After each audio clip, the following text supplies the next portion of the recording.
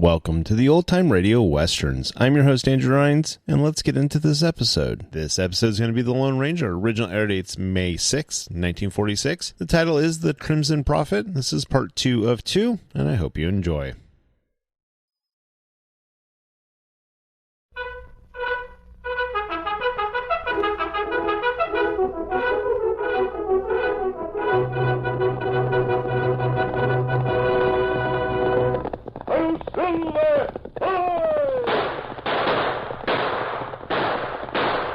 Fiery horse with the speed of light, a cloud of dust, and a hearty hi-yo, Silver, the Lone Ranger.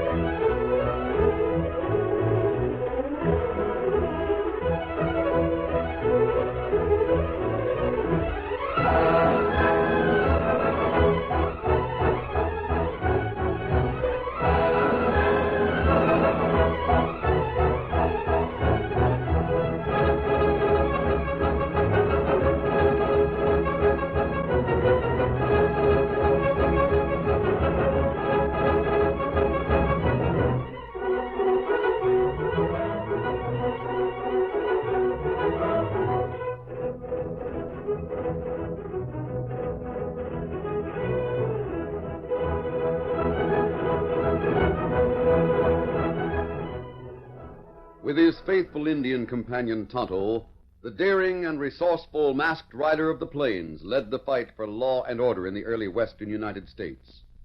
Nowhere in the pages of history can one find a greater champion of justice. Return with us now to those thrilling days of yesteryear. From out of the past come the thundering hoofbeats of the great horse Silver. The Lone Ranger rides again. Come on, Silver! Let's go, big fellow! I'll Silver! Hi!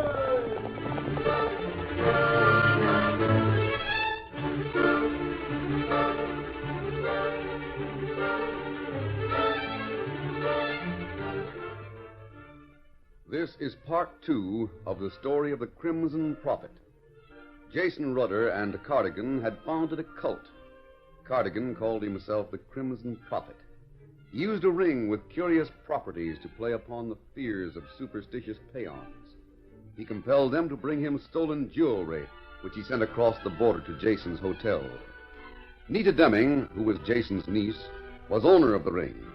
When she learned how it was being used, she sought the aid of the Lone Ranger. The masked man and Tonto stepped in as 4 men sent by Cardigan were about to kill Jason, who was no longer needed. All 5 men were tied and left in the cellar of the hotel. The Lone Ranger and Tonto put the stolen gold and jewelry into their saddlebags and set out with Nita for El Paseo, where Cardigan was to meet the cult at midnight. Looking back, the Lone Ranger saw the hotel in flames. He told Tonto and Nita to go on. Then he hurried back to the hotel to see about the men he'd left tied.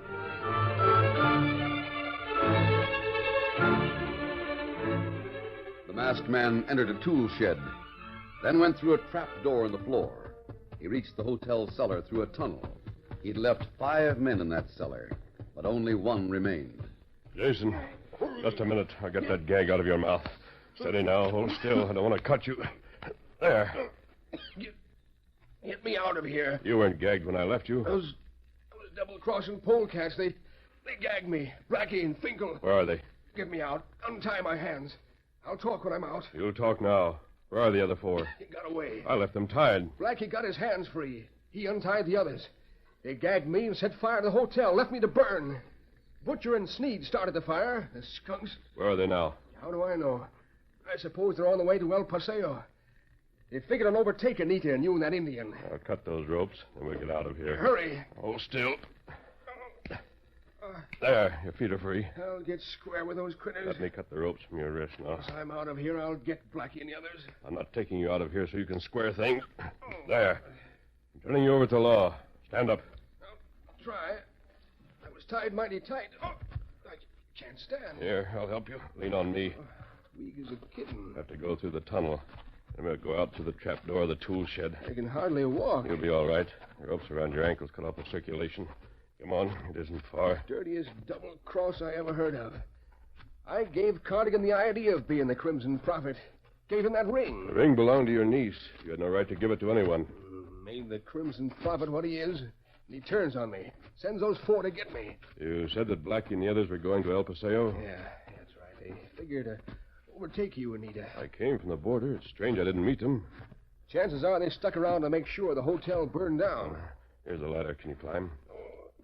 My legs. You've got to get through that trap door. Well, maybe if you give me a boost, I can make it. All right, go ahead. Yeah, that's it. Keep going. I'm most up. Got my shoulders out. You better keep back a little so I don't kick you. Like this. Oh! There, tricked you, didn't I? The Lone Ranger was stunned by the kick that Jason directed at his head. Clinging to the ladder as he fought the wave of giddiness that threatened to engulf him, the masked man heard the trap door being locked. Got to get out of here. Got to get out. Sharp pain stabbed his head as he tried his strength against the door. The lock was a big one of heavy iron. It held firm. The Lone Ranger drew one of his guns. Bullet may smash it. Now, we'll see. Oh! Lock must be stronger than silver bullets. Try another. Heavy bullets tore through the pine boards, but the lock held firm, resisting all of the Lone Ranger's strength. Got to get out.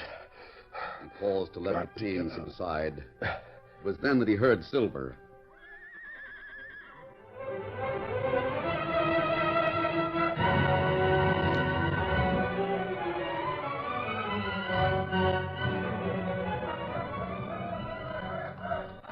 Jason found the Lone Ranger's horse near the tool shed. He knew that the masked man and Tonto had the Crimson Prophet's loot, and felt sure that part of the loot, at least, was in the saddlebags that Silver carried. He tried to get at those saddlebags. Stand still, you crazy fool. Steady there. Steady, I tell you. He grabbed the dangling reins. He pulled hard against Silver's resistance. Hold still, I tell you. Come here. The big horse jerked his head. He pulled back, fighting the efforts of Jason to get near the saddlebags. Steady now. Calm down, you ornery sidewinder. Hold on a minute. Look out. Why, you wild galoot, try to bite me, will you? I'll show you. Jason knew that his time was limited. At any moment, the masked man might break out of the tunnel. He threw all caution to the winds and pulled on the reins with all his strength. I'll fix you. If I had a gun, I'd drill you. By thunder, I'll handle you or know the reason why. Come here. Such treatment was something new for Silver. He became enraged. He charged at Jason. Jason caught the blow from Silver and fell to the ground. He saw the big white stallion standing over him, threatening further punishment. He saw the sharp silver-shod hoofs pawing the ground and realized that he was no match for the mighty Silver. He scurried for the shelter of a nearby stable.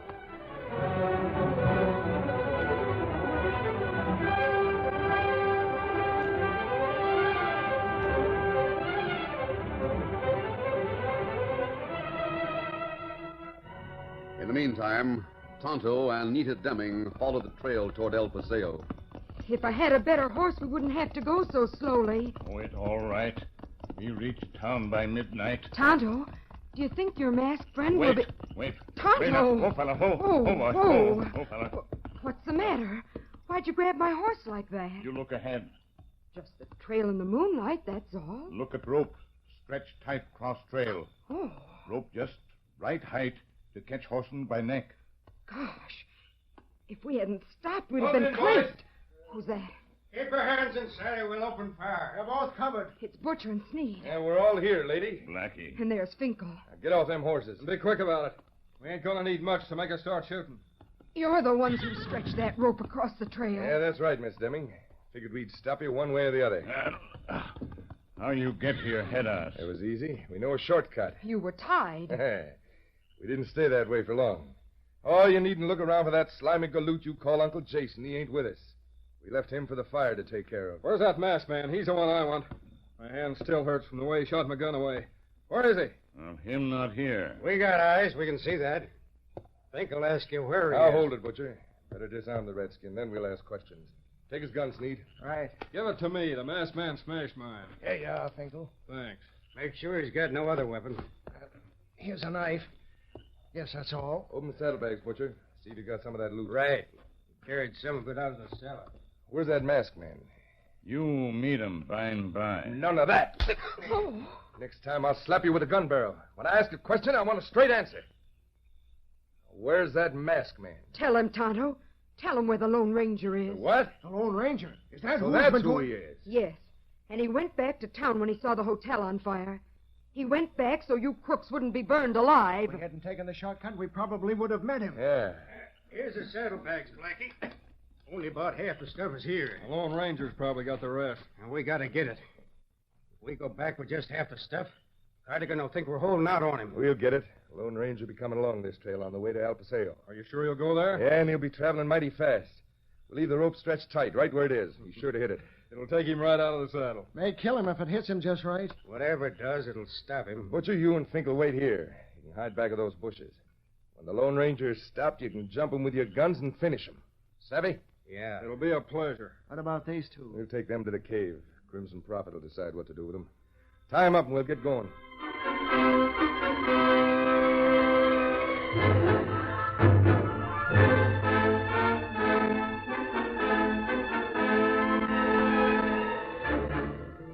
The Lone Ranger realized that he couldn't get through the trap door to the tool house. He decided to try the only other exit from the place, the one that opened from the cellar directly into the hotel.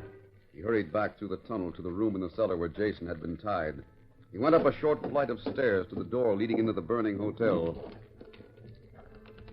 Locked. I'll try my bullets on this one. Once more, he drew a gun and fired at the lock at close range. That did it. The door was open. Ahead, the masked man saw great leaping flames. A wave of hot smoke enveloped him momentarily. He drew back, choking. The Lone Ranger knew that there was no choice. He had to go through that flame-filled room to reach an open window in the far wall. Covering his mouth and nose with a bandana, he made the break. He ran through the room. The seconds seemed like years. Fire licked at his clothes and brushed his face. His lungs felt as though they were about to burst. Then he reached the window and leaped through.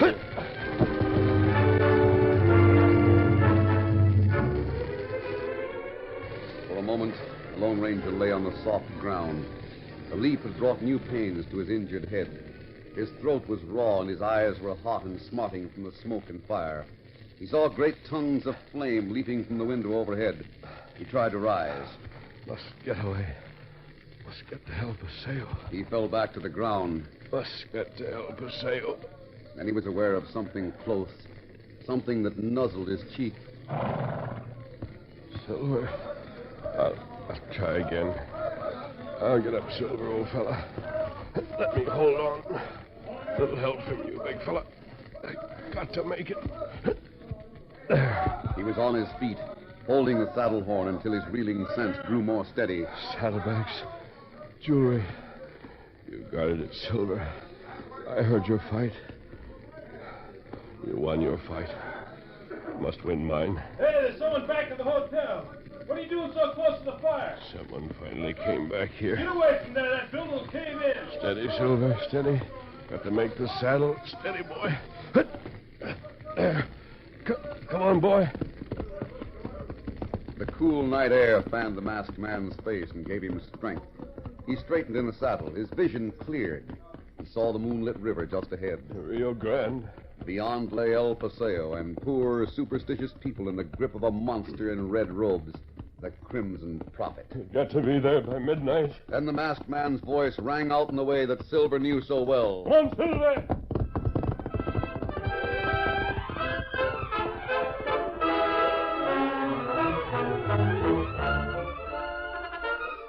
The curtain falls on the first act of our Lone Ranger story. Before the next exciting scenes, please permit us to pause for just a few moments.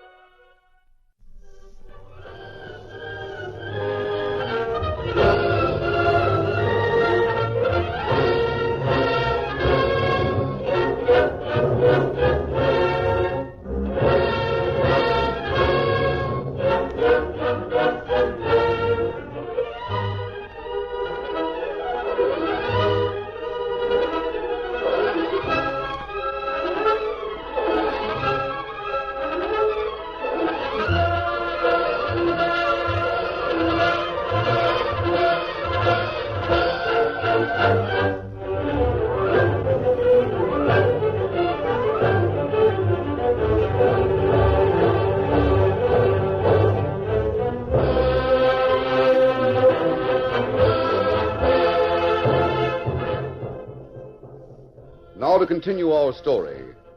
As the Lone Ranger hurried toward El Paseo, he didn't know that peril waited where Butcher and Finkel lay hidden in the bushes. That hombre expects to be in El Paseo for the Crimson Prophets meeting. He should be here. Hold on, Butcher. I think I hear something. Yeah? Let me get out of these bushes and have a look. I can hear hoofbeats. We'll know in a second. Oh, don't show yourself. I won't. Hey, Butcher, someone's heading this way. As soon as he hits that rope, we'll jump him. Hope he don't see it like the Indian did. Yeah, the Indian was traveling slow. This critter's riding hard. Almost here. Hope that rope's tight enough. I made sure of that. Now, get ready to jump him. Hey, what? Got him, Butcher. We got him. There he is, sprawling on the ground. I'll fix the critter. Grab his horse while I make sure of him. Hey, Finkel, hold it. Look at him. What? Huh? Well, look, you doggone fool. That ain't the masked man. Wait. It's Jason. There's a right one. There he comes. That one's masked. Yeah. He sees us. We got a hightail. We can't. He's too close. Shoot it out. Shoot him. Missed him. Fire I can. You know my gun hand's lame. I'll try. Oh, he got me. Oh, Silver, hold on. Oh. I'll get you. I'll fix you by thunder. Oh. Steady, big fella. You again, huh, Finkel? My shoulder. Shoulder's busted. Be your neck before the law's through with you. Hey, Jason's still alive. Get back, Finkel. Come here. You too, Butcher. I'm going to see how badly Jason's hurt. Either of you make a move, I'll let you have it. Let me look at your wound, Jason. No use. I'm going. Rope across the trail got me in the chest. Bullets, too. Here, let me see. No, it's no use. Just listen. I was riding to get Cardigan, Crimson Prophet. In El Paseo? Yeah. You two stay where you are. Go ahead, Jason. I can't get him now. You get him. I intend to. You get the Crimson Prophet. His gang. I'll tell you about his cave. His scheme.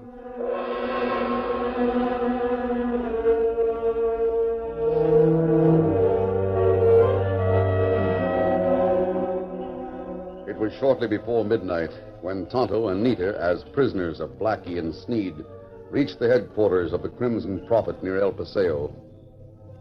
They dismounted and left the horses some distance from the entrance to a cave. Walking toward the opening, they heard the rhythmic beating of drums.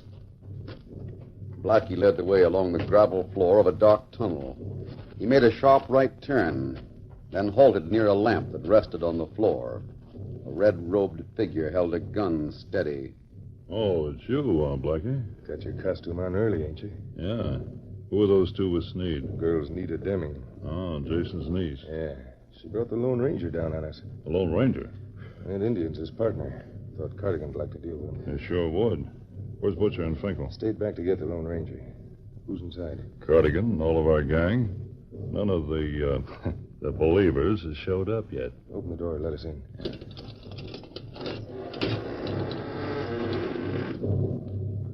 The sight beyond the doors was awe-inspiring. There was a vast cavern with damp walls that glistened in the flickering light of several fires that burned around a small platform at the far side. Another fire burned beneath a huge cauldron in the center of the platform. Men in crimson robes and hoods moved about the fires, adding fuel while others sat nearby with their drums. The cauldron was partly filled with boiling water that gave off clouds of steam. The room was hot and damp, filled with a ghostly mist. Cardigan's right over there with that pile of food. He's the one that'll deal with him. The one with the bright crimson robe? Yeah. Close the door, Sneed. Yeah. It's about time you came. Now look who's here, Cardigan. Come on, you two. Get over there. So that feller, Crimson Prophet. Business, eh, Blackie? Ooh, Miss Dilly. Yes. And that's my ring you're wearing. My dear, it was your ring. She sent for the Lone Ranger and his pal Tonto. He did. And we got Tonto here. Finkel and Butcher will get the Lone Ranger for their report. Splendid. When the girl is hostage, we can make the Lone Ranger valuable alive. Hear that, Blackie? Don't take Cardigan long to grab onto an idea. Did you get Jason? No, we left him tied up in the hotel. Set fire to the place. And the loot? We got part of it. The others, I expect, will bring the rest. Very well. Just what do you think you're going to do? Miss Deming, you will learn a lot before the night is ended. You can't fool the peons for very long. They'll soon learn that there's no magic power in that ring. I have convinced them that there is great power in the ring. The power of life and death. Nonsense. It's nothing but a weather indicator. When the air is filled with the dampness of an impending storm, the ring is pink. And when the weather's clear, it's blue. But wait till you see how the peons behave. Wait till you see how I convince them that my disapproval brings illness to their children. And my approval makes them well.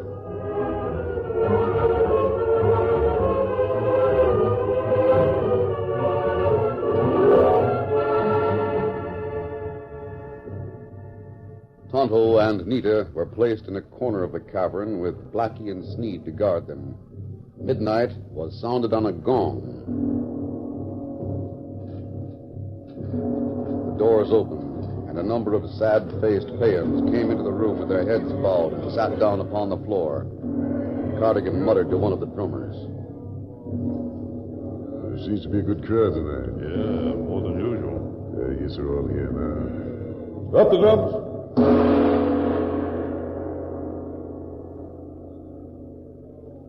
Oh, ye who are downtrodden, ye who know the pain of hunger, ye whose faith is placed in the Spirit who speaks through me, your prophet, know ye that the hour has come when the all-powerful one gives voice to anger and to pleasure. Know ye that rain shall fall tomorrow. Know ye also that illness shall visit the child of Pablo Martinez. No, senor, not my little one. Illness shall visit the last born of Maria, Catro. Oh, my little Manuel. It is the Crimson Prophet who speaks. The next day we'll see happiness return to the home of Miguel Lopez when the shadow of sickness departs. Is Miguel here among us? Senor, he was arrested for stealing from his employer. That which he stole has brought health for his daughter. If his vow of silence is broken, if he tells why he took the jewelry and gold, illness will be replaced by death. He knows that, senor. He will keep the vow. Crimson Prophet has spoken.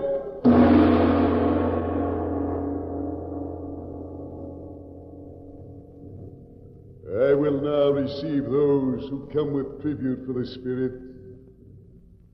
Come one at a time with your offering, and take the Spirit's gift of food.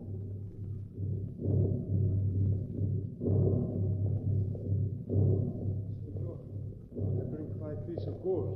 Place it in my hand and watch the ring on my finger. It's blue, senor. That means Spirit is displeased with me. But wait. Let us drop the gold into the cauldron and send it in living vapor to the Spirit. Perhaps that will please the All-Powerful. I drop the gold, each piece by itself, into the vessel.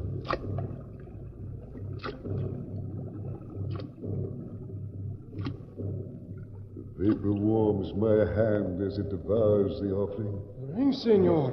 The ring is changing. The color is no longer blue. It turned to pink, like the pink face of the healthy Nino, like the pink cheek of my little one at home. It is a good sign. Senor will not be stricken with a sickness that was foretold. The prophecy was made.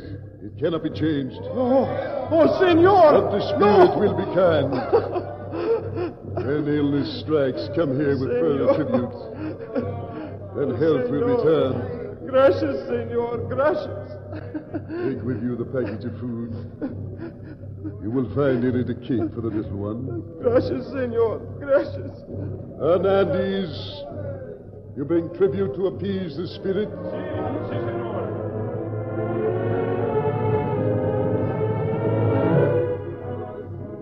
One after another, the Payans came before the Crimson Prophet and passed over jewelry and gold that had been stolen.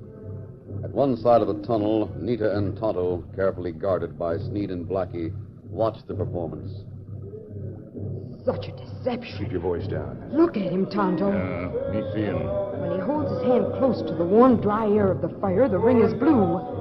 Then he holds it in the steam over that cauldron. The damp air changes the chemical in the ring, and it turns pink.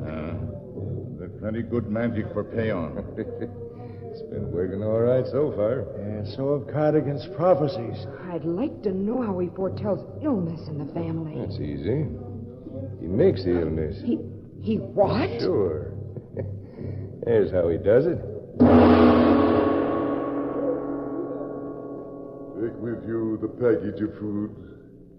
You will find in it a cake for the little ones at your home. No, wait! Don't any of you touch that food! Blackie, I told you to keep it quiet. Those cakes you take to your children have something in them to make the children ill. Sneed, grab her! Believe me! Don't shut up! I can't get in this stuff. He makes your children ill with those cakes. If you can't shut her up, I can. Peter wants come. I'll fix you! Take him. Shots roared in the cavern. Several of those in the clothing of Payans leaped to action, drawing guns and charging the Crimson Prophet and his men. That woman! That's right, Sneed. That voice, why you... Here, try this. The Lone Ranger and several officials of the law had been among the group. In short order, they overpowered the outlaws in the brilliant robes. That does it. Oh, thank goodness you were here. I've cut the rope that held you, Nita. Take the knife from free Tonto's hand. All right. But those poor people... I'll speak to them. Listen, amigos! All of you, listen to me. This man is no prophet. He's a crook. He fooled you so you'd steal for him. You took food and cakes home with you. There was something in the cakes that made your children ill. This man has no hold on you. Go to your homes. Forget the Crimson Prophet, because he's going to jail. Go to your padre. He will tell you I speak truth. Oh, I'm so glad you were here. How'd you get here? Jason told me about this place before he died. Oh? And I got the lawmen to help. We captured the guards and slipped in with the Payans. These people didn't want to steal. I know, Nita. I explained it to the law. They'll be treated with lenience. I wonder if they realize how much they owe you. They're indebted to you, Nita, not to me. Oh, here. This ring is yours. Will you keep it? It belongs on your finger. Very well. I'll wear it. And every time I look at it, I'll think of the Lone Ranger.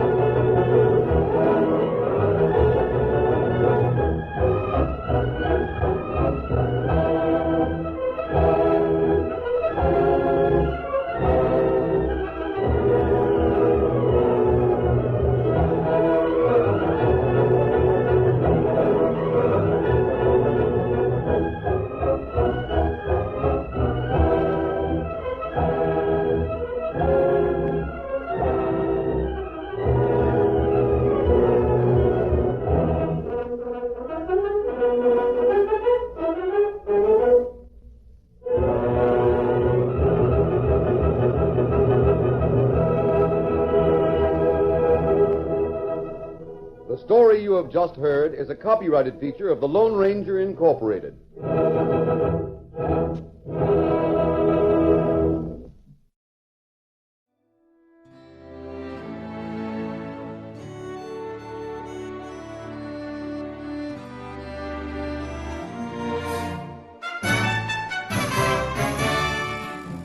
This has been a presentation of OTRWesterns.com, and we hope you enjoyed. Please take some time to like and rate our shows in your favorite podcast application. Follow us on Facebook by going to OTRWesterns.com/Facebook. Subscribe to our YouTube channel by going to OTRWesterns.com/YouTube. And send us an email, podcast@OTRWesterns.com. You can call and leave us a voicemail, 707-986-8739. This episode is copyright under the Attribution Non-Commercial Share Alike copyright. For more information, go to OTRWesterns.com/copyright. Have a great day, and thanks for listening.